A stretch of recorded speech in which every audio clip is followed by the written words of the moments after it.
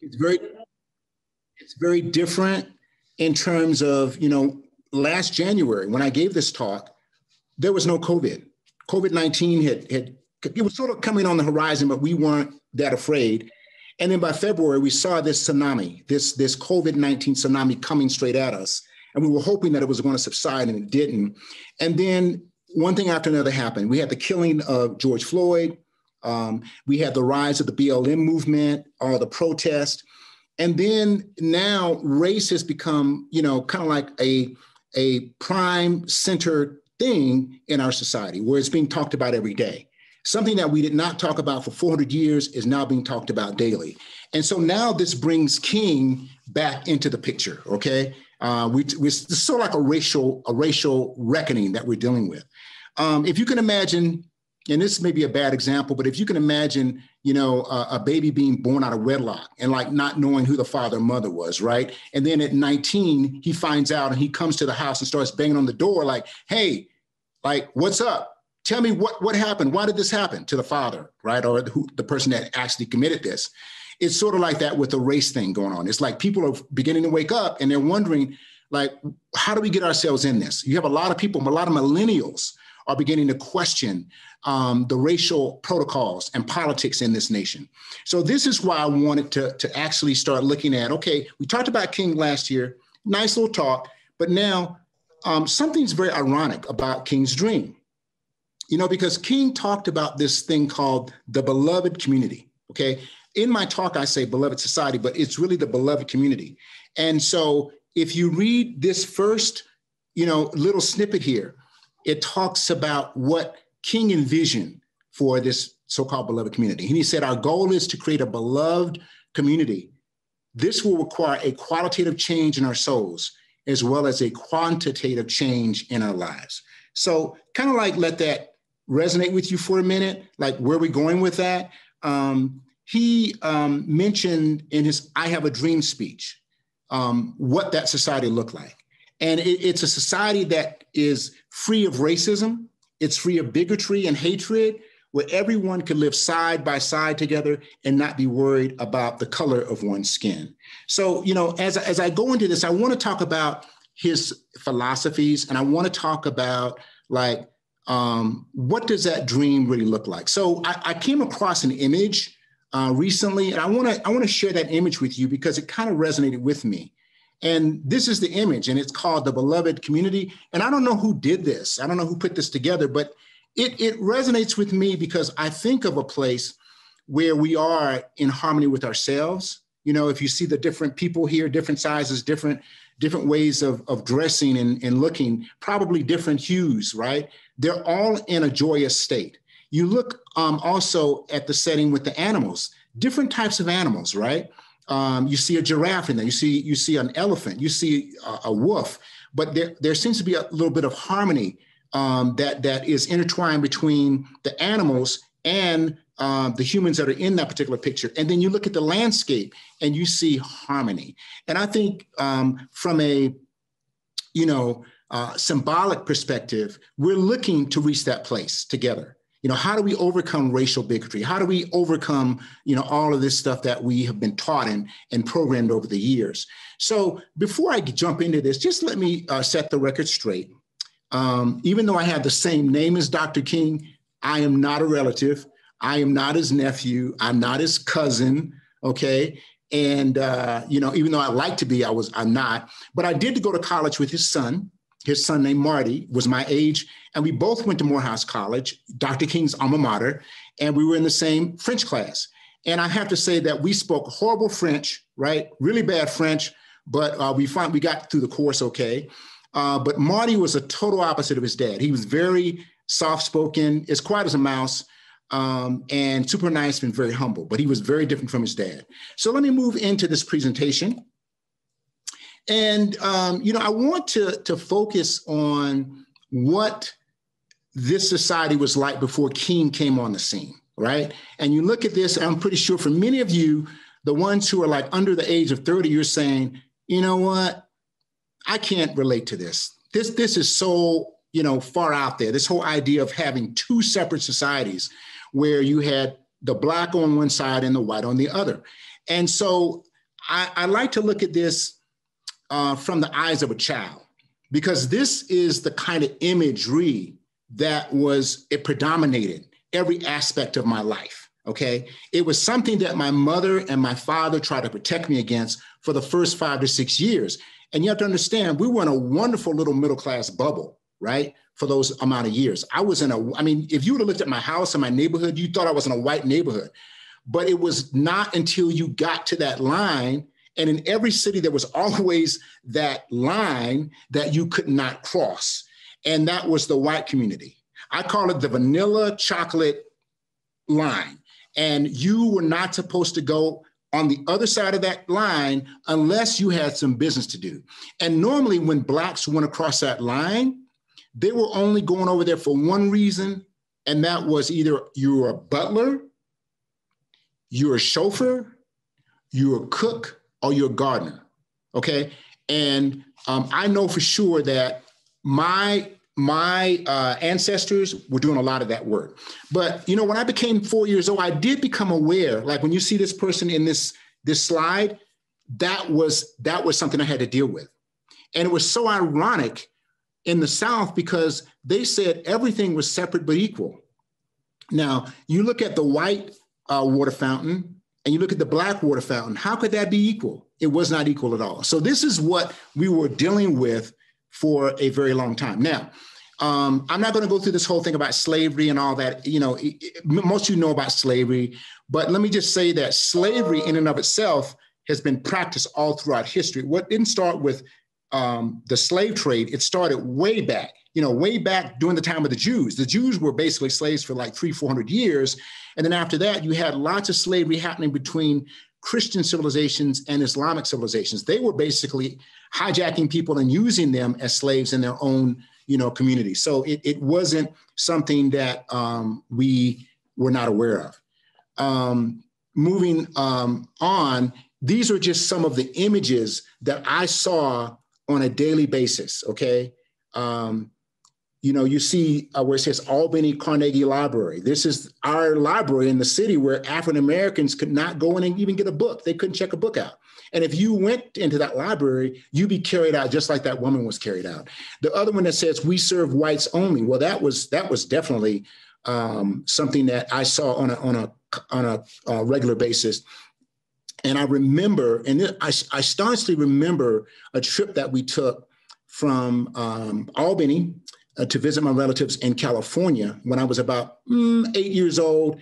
And we could not be served all the way out there. We had to, if we went to a restaurant, we had to wait until every last white person was served. That was absolutely humiliating. And I saw my father, when we were in our city, no big deal. We had, Black restaurants we went to, but then to go to places you weren't aware of, like Mississippi, okay, Alabama, Texas, you're sweating, okay, knowing that I don't want to, first of all, I don't want to stop.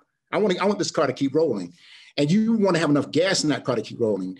And, you didn't have a place to stay. They had a thing called the Green Book. And the Green Book had every Black establishment that provided like housing or like a hotel, but you couldn't stay in a white hotel. And for many of the situations, you couldn't be served at a white restaurant. I saw my daddy stand in a line one time for like an hour until every white person was served. And that hurt. That hurt for me to see my daddy humiliated like that.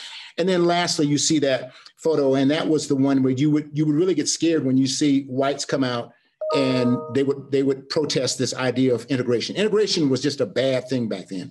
And so, the interesting thing for me at that time, as an African-American boy, think about me, being in a home where my father and my mother looked up to Dr. King, and he was, highly regarded in the Black press. We got our information from two magazines. One was called Jet, little small magazine that would come every week. And we had one called Ebony magazine that came monthly. And he was lauded like this new messiah, right? But everybody on the outside in the white community, they disdained King. They hated King because he was bringing about a change they did not want to see. So even the best of the whites in the South did not want to deal with this. So moving on to the next slide. I want to talk a little bit about Dr. King and his life. He was born in 1929, And that's right around the time my father was born. My father was born in 1928, and my mother was born in 1932. And so, you know, King typically grew up like me. His daddy was a very well-known pastor in the city. His daddy was what we call a Morehouse man. He went to Morehouse College, and Morehouse was one of the few Black colleges that was in the South that Blacks could go to. And, you know, education was hard for Blacks back then. It was hard for Martin Luther King to know that he couldn't go to a white school, you know. And, you know, there was one thing that stood out with him. He says that up until the age of about 8, he had a white childhood friend that he played with, right? And then one day he realized that they were going to go to different schools because they were at that age, right? And then the mother or father told Martin Luther King, "You can never play with my son again." And that really took a lot out of him. He said that moment was indelible, that he could not play with that white friend again. He never saw him again because he went to a white school. So this was sort of the kind of path that he took. But Martin Luther King was a pretty smart kid, okay? And he skipped like 2 or 3 grades. And back in those days, there weren't many alternatives. Once you hit like the 11th grade, many Black schools didn't even have the 12th grade. So he was basically 15 years old when he transferred from high school and went to Morehouse College. He was 15 years old, bright kid, but it was pretty common back in those days. And so if there was a Black college, that's where you went. You didn't go to a white university, off limits, you know, remember, separate but equal. That was a big lie, okay? And so King went on to Morehouse College, and that's when he began to take on leadership mentoring, and I'll get into that later. Now, I bet many of you are thinking that his name was Martin Luther King, that he was actually born with that name, but he was not. And so I want to get into the next slide, and you might be shocked about his main influences, okay? Let me ask you out there who are looking at this, who do you think his major influence was in the beginning? Can you put that in the chat? I want to see if we're on the same page. Let me go to the next slide, okay? Here are his early influencers. Believe it or not, his father was a very major influence. Well, you know, you kind of feel like, yeah, his father would be a major influence. But another major influence was Martin Luther. And check this out. Dr. Martin Luther King, he was born with the name Michael. His father's name was Michael, okay? The reason it changed was that in 1934, Reverend King, when Dr. King was 5 years old, his father took a trip to a Baptist convention that was being held in Germany, of all places. Imagine, in Germany. And so he went to all of these places along the way. He went to Tunisia, you know, he went to places all throughout Europe. I think he went to Egypt, and then he landed in Germany for this particular conference. And at that conference, something happened. He noticed, or at that convention, they started seeing the rise of Nazism in that country at that time. And so what that particular group did was they put together a resolution and said they were against Nazism. Now, they were in Germany during the time this was happening. And while he was still there, he toured around Germany, and he started looking at places where Martin Luther was extolled and where he was really celebrated. And he was so fascinated with the Reformation movement that he actually created that he decided to change his name to Martin Luther. And that's when he came back to America, and then he changed his son's name to Martin Luther. So that's where he gets the name from. So those were two of the big influences. His father, who was originally Reverend Michael, and it turned to Martin, and then Martin Luther himself. So Martin Luther had a big part in this whole thing. And then lastly, the person that had a really major impact on him was a man by the name of Dr. Benjamin E. Mays. Now, many of you may not know him, but he was a fascinating man. He was a president of Morehouse College, and he was fascinated with Gandhi and Gandhi's teachings. And so Benjamin E. Mays sort of became Dr. King's spiritual mentor when he was at the college and began to kind of guide and plot his life out as he began to become an international spokesperson for peace. Okay, so more about Dr. King's education. He finished Morehouse in 1948, and from there he went on to Crozer Theological Seminary. And a very interesting thing happened that you may not be aware of. When he was at Morehouse College, he was in a kind of student workforce program. And in those days, they had a connection with a tobacco factory that was in Connecticut. So King would go back and forth in the summers with his friends to this tobacco factory. And what was he doing? He was picking tobacco, like from 9 to 5. Who would have thought that he was picking tobacco to pay for his school fees?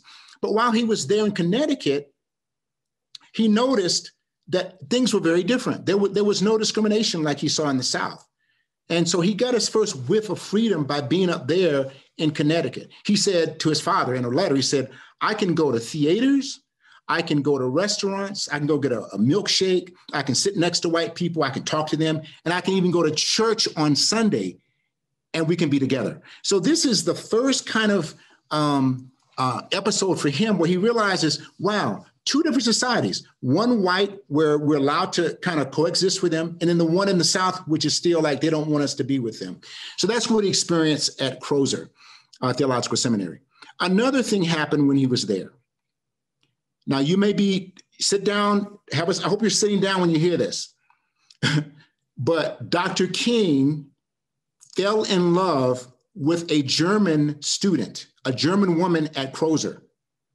This woman's mother worked in the cafeteria. She was a German immigrant. And he fell so in love with this woman that he wanted to marry her. Think about this. King wanted to marry her. And it was so controversial that all of his friends jumped down his throat and said, you cannot do this. This is horrible. If you marry this woman, it's going to be the death of your career. And he said, you're going to provoke violence and hostility from both blacks and whites, and you'll never have a pastorship that's going to be successful. King broke down in tears over having to tell her that he couldn't marry her. And years later, one of his best friends said, not marrying this woman really broke him in a humanitarian way, that he couldn't marry the woman of his dreams. He wanted to marry this German woman. What do you think would have happened if King married this German immigrant? So you see, his life had some really interesting twists and turns. Moving ahead, well, he didn't marry this German immigrant. I don't know what her name was, but he, did get a chance to marry somebody, and her name was Coretta Scott King. Beautiful woman. She basically was able to fill the gap of that loneliness that he actually experienced by not marrying the woman he wanted to marry. And, she came highly qualified. She was a up and rising opera singer, came from a very good family, and she supported him 100%. So you see, he actually had a very subtle, nice life at that time. King really was thinking about living in the North, and some things happened where he decided, you know what? I need to go back home and I need to bring about the changes. He could have easily gotten a deanship somewhere. He was offered deanships at different universities, but King thought it'd be better to go back to the Deep South and to bring about changes. So the next thing is he goes and takes on a pastorship at a church called Dexter Baptist Church in Montgomery, Alabama. I've never been there, but it's pretty settled city. And it was around 1954 when he took this on, and he just started doing the day-to-day stuff. And then before we move on, I want to also talk about some other of his main influencers, because these are the people that actually had a big impact on how he dealt with the Montgomery situation and discrimination there. So we have Howard Thurman. Howard Thurman, if you look at the guy to the very bottom of the page, who has that religious outfit on, Howard Thurman was one of the most distinguished and most, I would say, prolific writers in religious studies at that time. He had a deanship, one of the first Black deans of a major university at Boston University. And after that, he decided to go over to India to meet with Gandhi. And with that meeting, it changed his life. He brought those teachings back, and he basically mentored King when King was in Boston. The other person you see in the middle who looks white is Dr. Mordecai Johnson. Now, Dr. Mordecai Johnson was at Howard University. He was the first Black president for Howard University, stayed there for 40 years as president. He also was a major force, both as a pastor and a president. And he also became a mentor for Dr. King. And in many of his talks, he talked about his influence of being heavily influenced by Gandhi. And then the other person you need to be aware of, who was much more controversial, was Baynard Rustin. Baynard Rustin was openly gay. He was openly gay. He was also heavily influenced by Mahatma Gandhi. And he became a person that taught King into becoming non-aggressive, because King used to wear a gun. When he was in Montgomery in the beginning, he had a gun and he had protectors, and he wasn't putting up with any of that stuff. He didn't really believe in this, being nonviolent. And so Baynard was the one who was able to talk him out of having a gun and talked him into looking up to Gandhi. So that I think this sets kind of like the context for where his life was going, because without these people in his life who would have guided him to follow this nonviolence protocol, I think it would have been a far different result. So long story short, a woman in Montgomery gets on the bus one day, and she doesn't want to get up. And that woman is Rosa Parks, and she basically is taken off the bus. She's handcuffed. She's taken to the local prison, and all hell breaks loose, because Rosa Parks was the epitome of Black womanhood. She was nice. She was very soft-spoken, and she was not a troublemaker. And so when this happened, all of the church leaders got together one night and said, how do we deal with this? They were looking for new leadership. And so then they chose Dr. King to be that person. And that is when Dr. King began to put into play the nonviolence philosophy that he had learned from King. But, like I said, Dr. Rustin was the man who really got him on track. This openly gay guy, okay, that everybody was like turning their noses up to, he was the one who was actually guiding King along the way. So here we go. King and his supporters put together the first, I would say, protest against the bus system. And that's when all of the Blacks came together and put up a carpool and helped each other get to work every day. And they did that for one straight year. And so people walked to work, they took cars to work, they didn't take the bus. The bus system went bankrupt after 1 year. And when that happened, they succumbed to this pressure and they integrated the bus system. And this was in Alabama.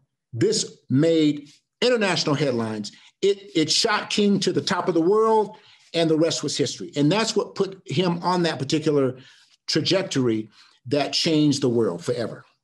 So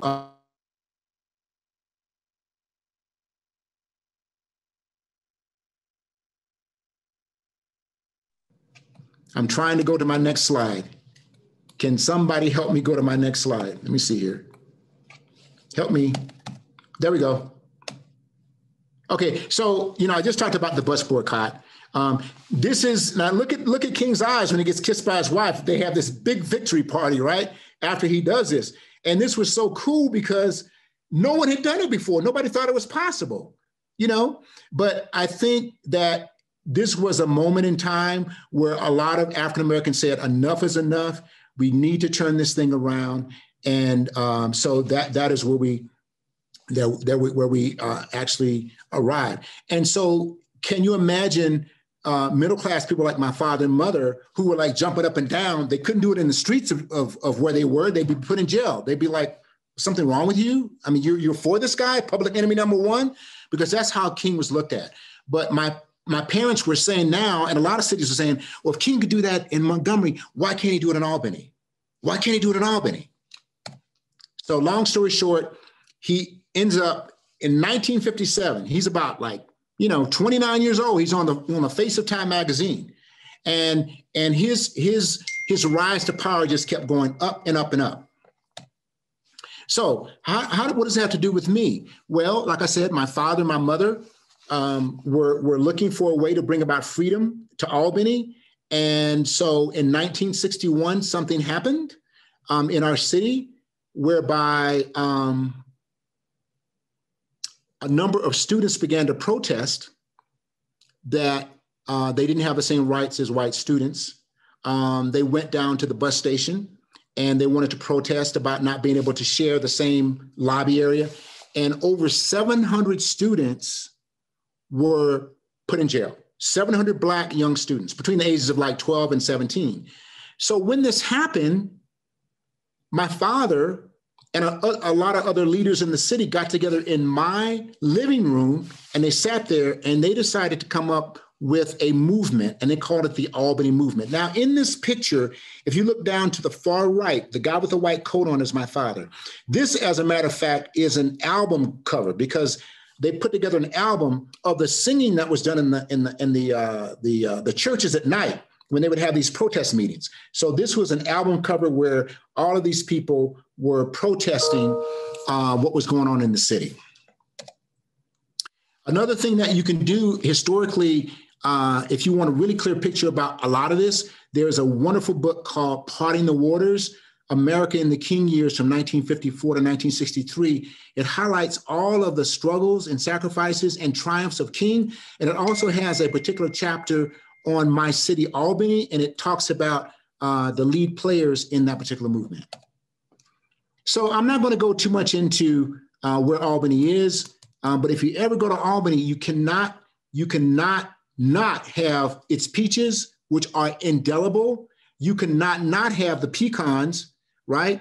And we got some of the best cotton in the world. So if you ever go through Albany, make sure you ask for a peach. Ask for pecans. They are wonderful. Now, a great person that actually was born in Albany was Ray Charles. Nobody wants to believe that, but it's true. Ray Charles was born in that city. So we have a lot of interesting history there. But another thing that we were known for was racism. And that's what we tried to overturn. So quickly, what led up to this Albany movement?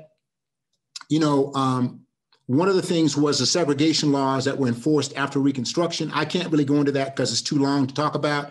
And then this whole thing of systematic exploitation, what Blacks had to endure, waiting rooms, different for Blacks and whites, not being able to get loans the same as whites, not being able to go to the recreation park, with whites.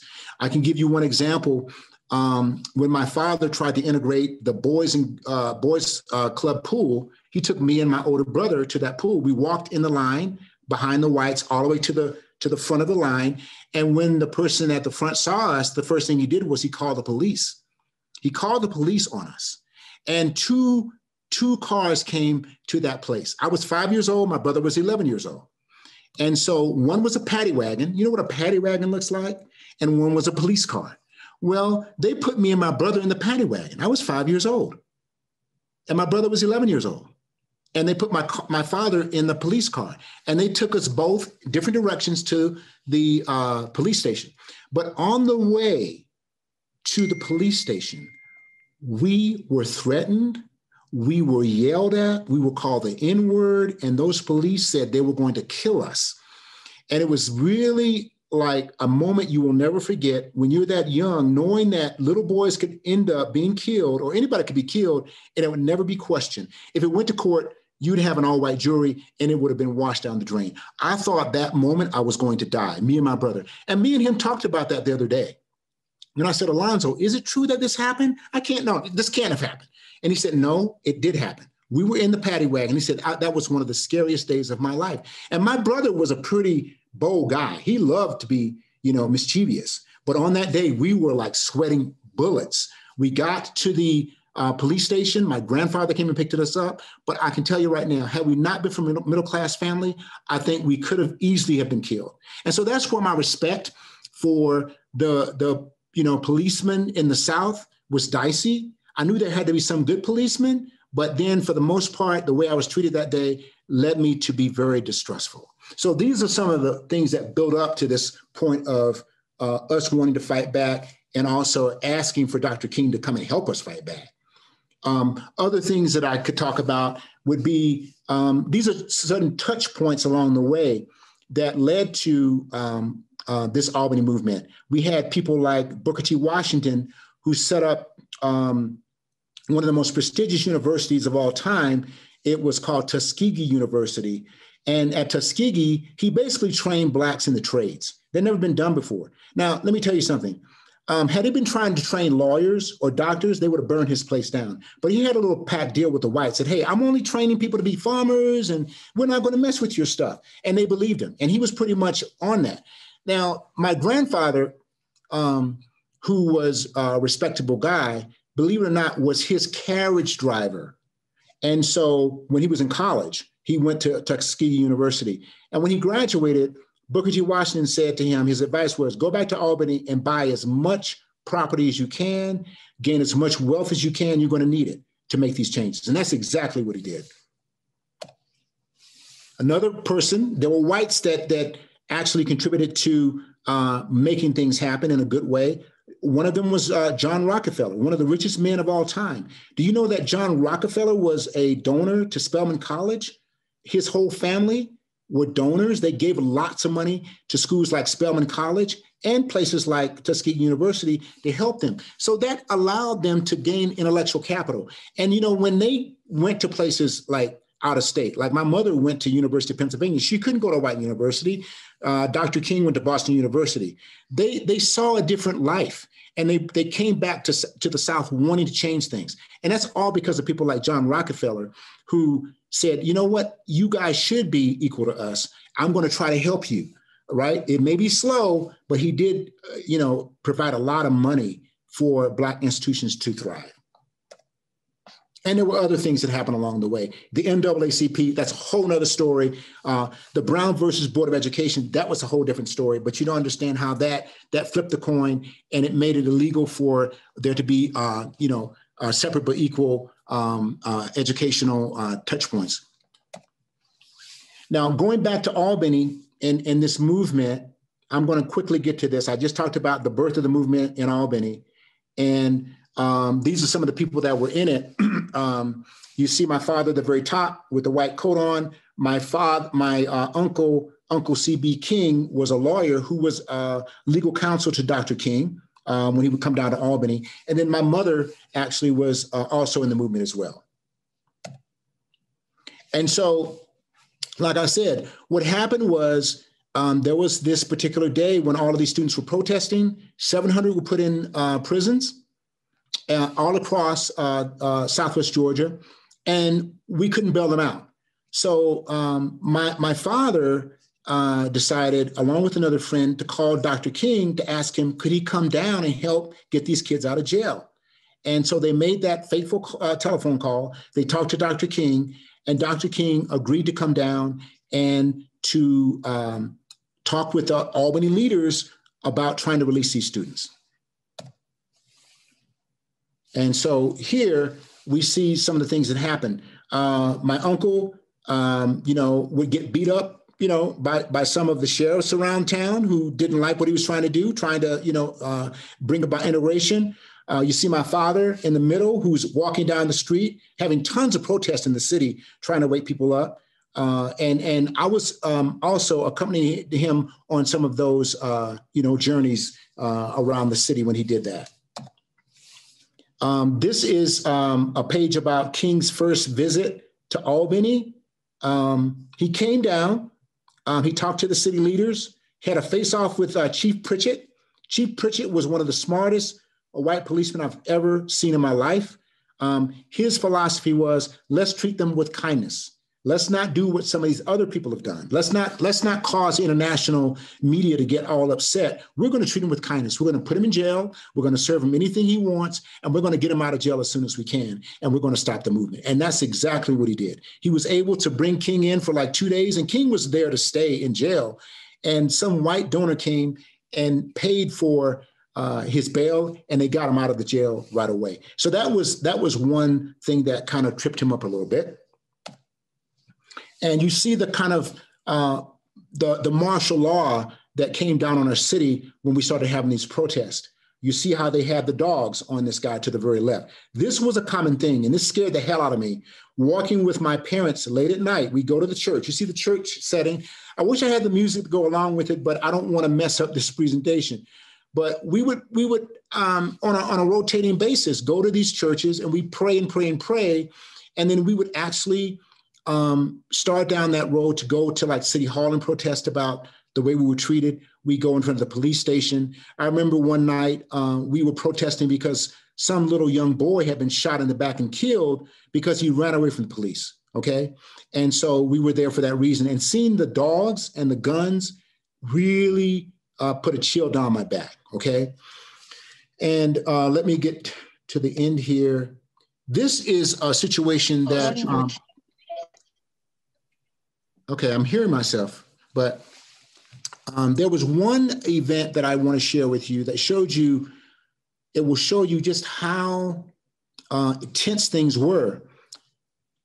Some of the students that had been put in jail, one of them was our maid's daughter. Her name was Ella May. Ella May went on a protest march. The police put her in jail.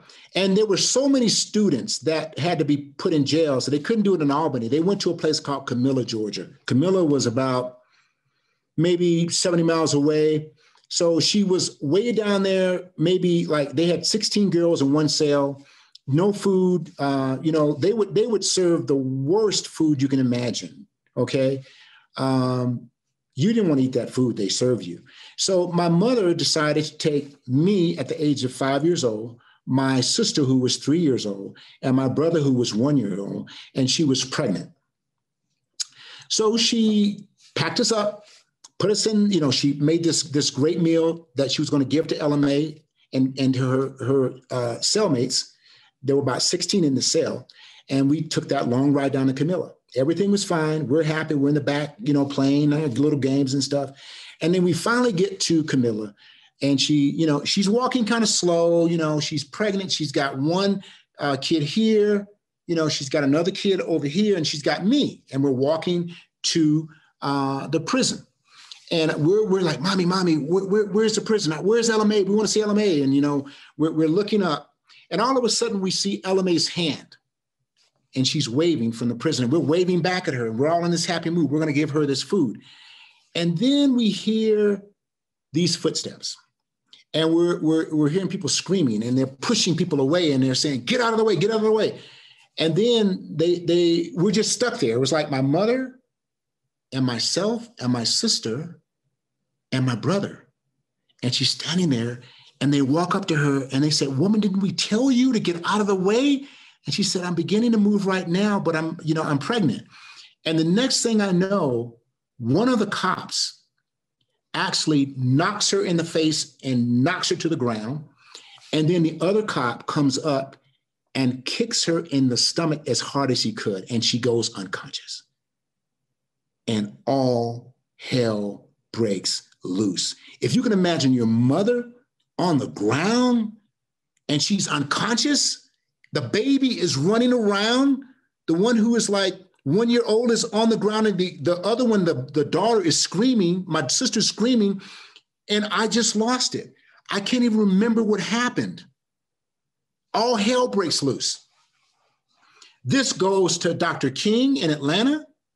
It goes all the way around the world, to the point that my aunt, who was attending New York University, did not even know until she was coming up the stairway the next day and saw it on the front page of the New York Times. My mother had been actually kicked and traumatized by this cop.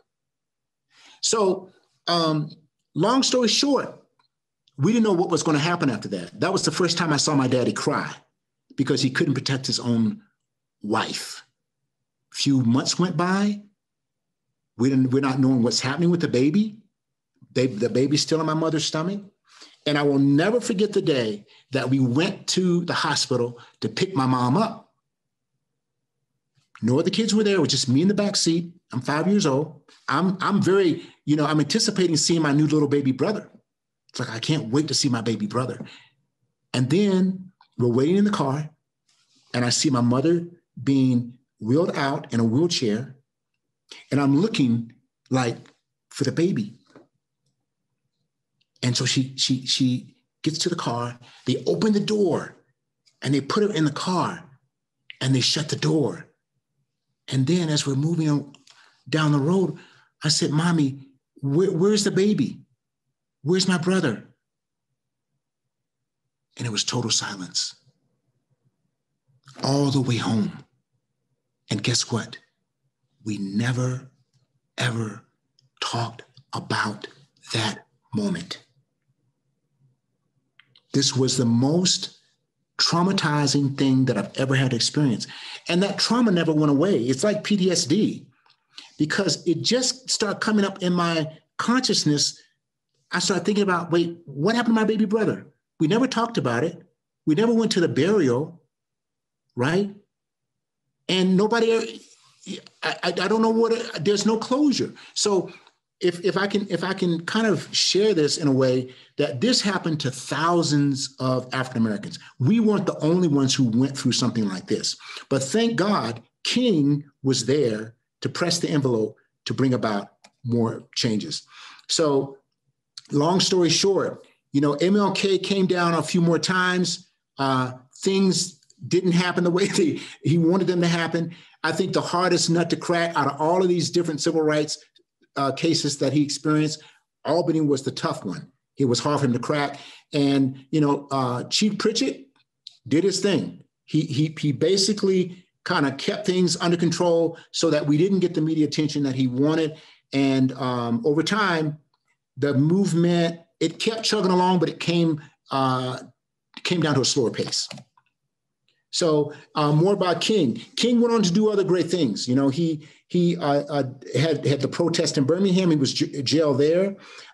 Definitely go and read his letter from a Birmingham jail, where he talks about the difficulties of being an African American and how things can't wait, and that we need to bring about change.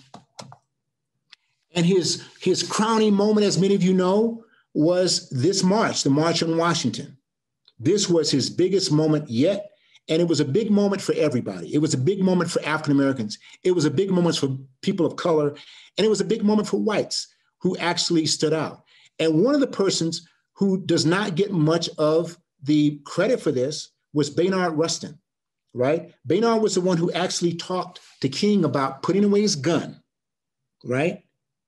He talked to King about the principles of nonviolence, right? And civil resistance. He was the one who actually brought King into that mindset and brought about this unique change in America. But guess what? He also organized the entire March on Washington. And with this March on Washington, because he was gay, they didn't want to give him the credit. So you see how this is kind of funny? A gay man who many kind of like looked down on was the man who had the greatest influence on King and put together this march that really changed history. So as many of you know, King was assassinated in 1968, April 4th, 1968 in Memphis. And the world will never be the same after that.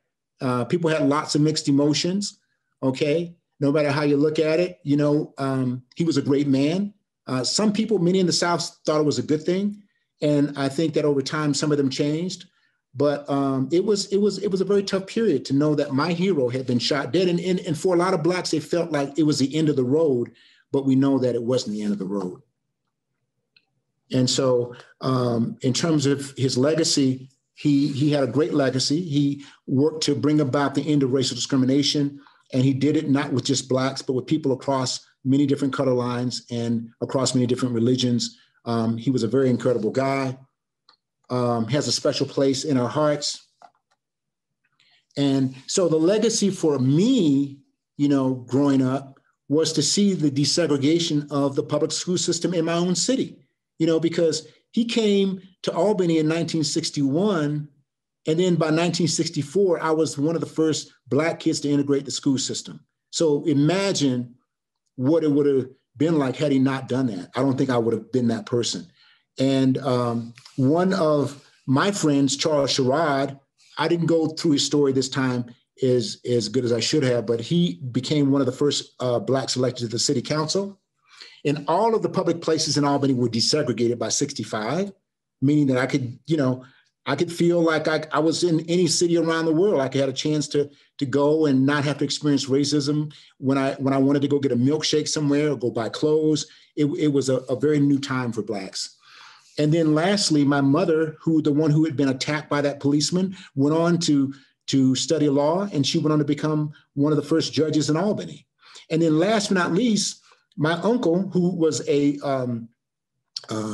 legal counsel to Dr. Martin Luther King, actually had a courthouse named after him. The federal courthouse in Albany was named after him, I think sometime like in 2013. And then other things that happened, if you look at, there's a big museum now in Albany that celebrates that struggle. And then if you look at our police force, that was, at the time I was growing up, was all white. It's a multicultural police force now. And then the question I have for you, looking at the things that we've experienced in the past year, with George Floyd, we see the Black Lives Matter movement rise up. The question now is, where do we go from here?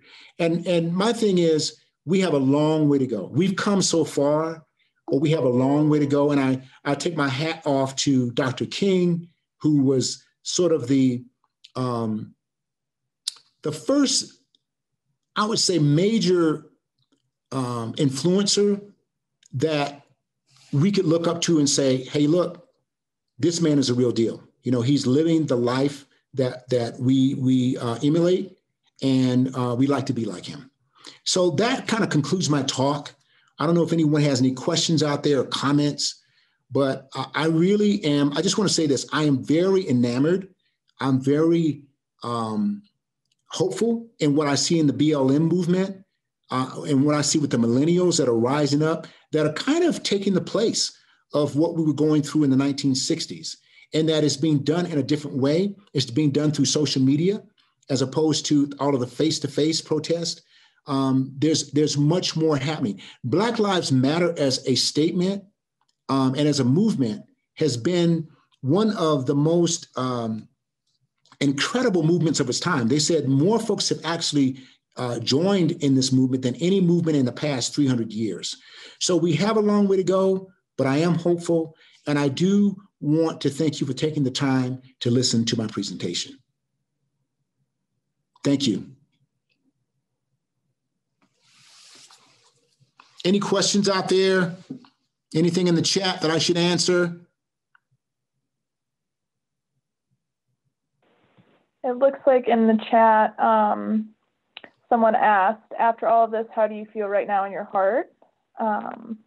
Most people are sending out shout outs and thank yous for sharing your story.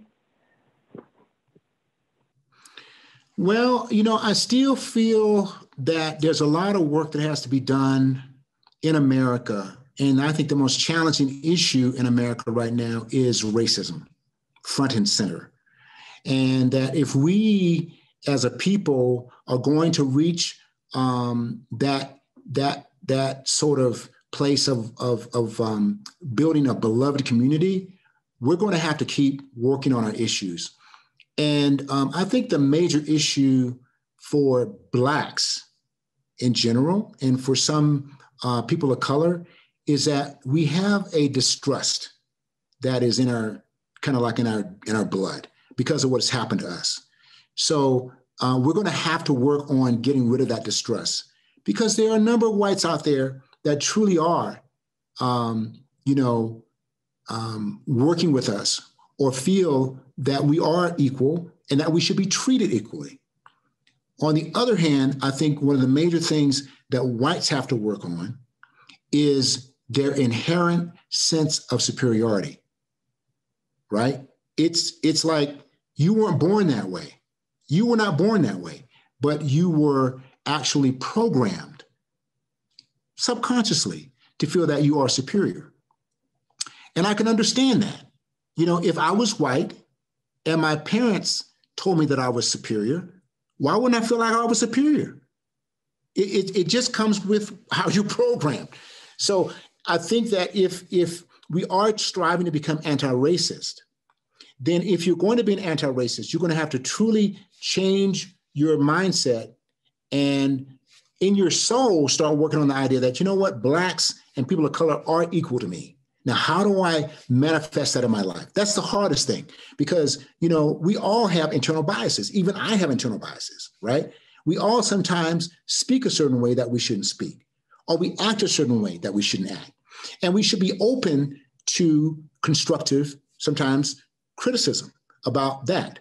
You know, I've done that in the past, used certain microaggressions against people of color, my own people of color, and not been aware of until somebody called me on it, right? And so I think that's where we're going to have to kind of roll up our sleeves and start moving in a direction that will bring about this so-called social transformation in our society. It is not going to be easy. The talks are hard. Look at what's happening to country and Western music right now. Who would have thought? You know, I can't think of the guy's name who made some kind of remark the other day. I think he used the N-word, and he had a Confederate flag on his guitar, and he's got one of the hottest selling albums in CNW. But this man came out and at the Country and Western Music Awards, he apologized and spoke for 30, 40 minutes about how he wants to change. So I think that's where we have to go. We have to be more vulnerable in how we interrelate with each other. But we are brothers. We are sisters. We are brothers. We are one humanity. There are no human species out there. There's only one human species, and that's the human race. And when we really get down to it, right, I'm at least, for the whitest person who's watching this, I'm at least your 50th cousin. You better believe it. It's scientifically based. I'm at least your 50th cousin, right? So we're all related. We may look a little bit different. But let me tell you something. Anybody out there with Irish roots, I'm part Irish.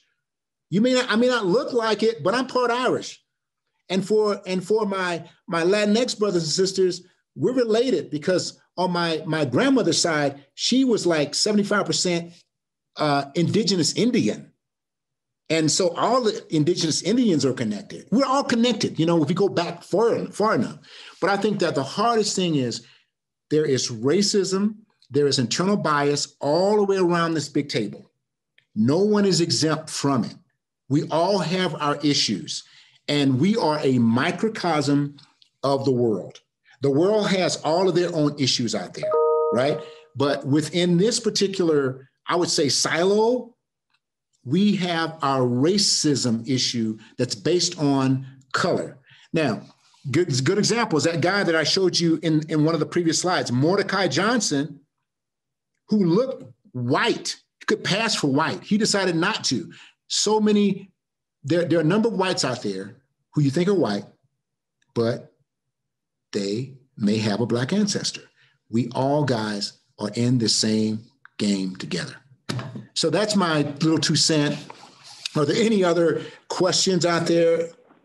We do have another question, Jonathan. Okay, I hope it's not a hard one. Question that, we'll see, right?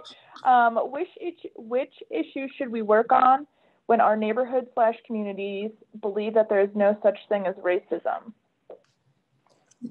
Work on yourself. Don't work on anybody else. You can't control them, and you can't control your neighborhood, but you can control yourself. And you and I have to be a manifestation of the change we want to see in the world. We have to work on, because no one in this meeting right now, no one is there. Okay, I'm not even there. I just reported what I came across as a child, what I came across as a youth.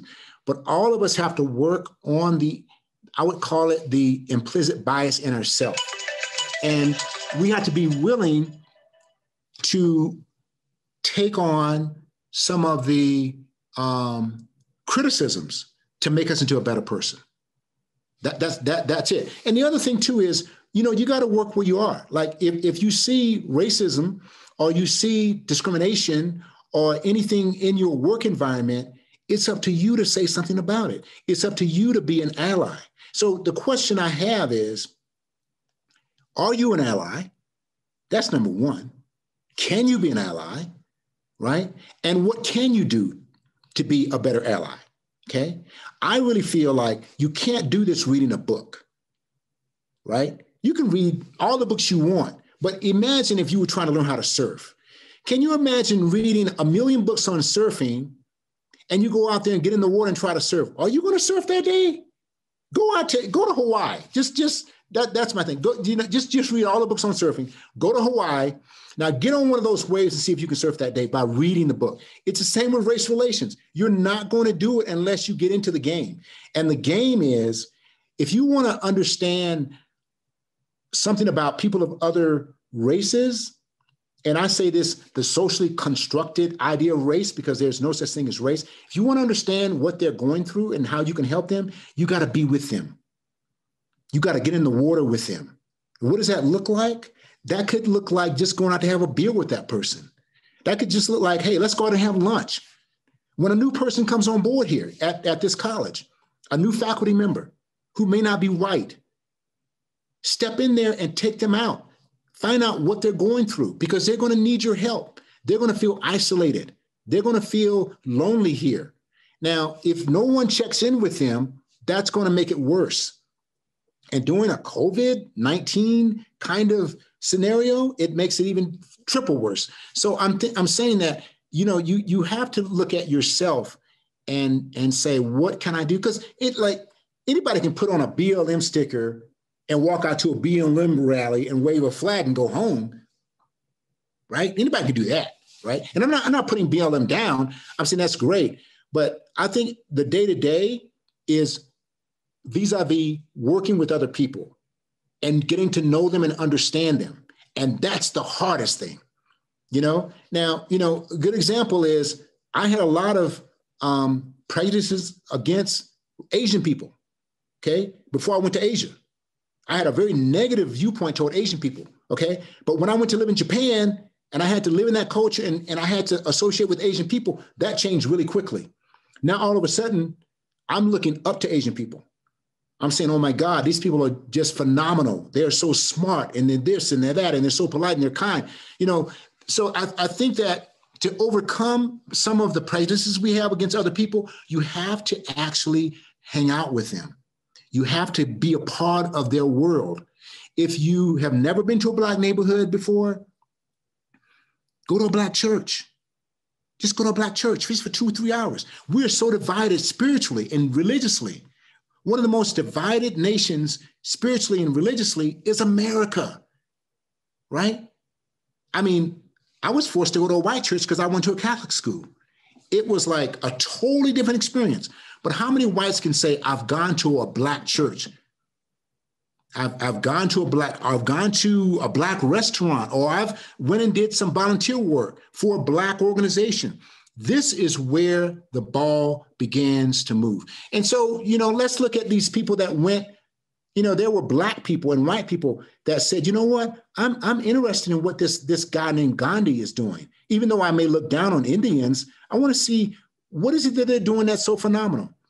Well, you know what?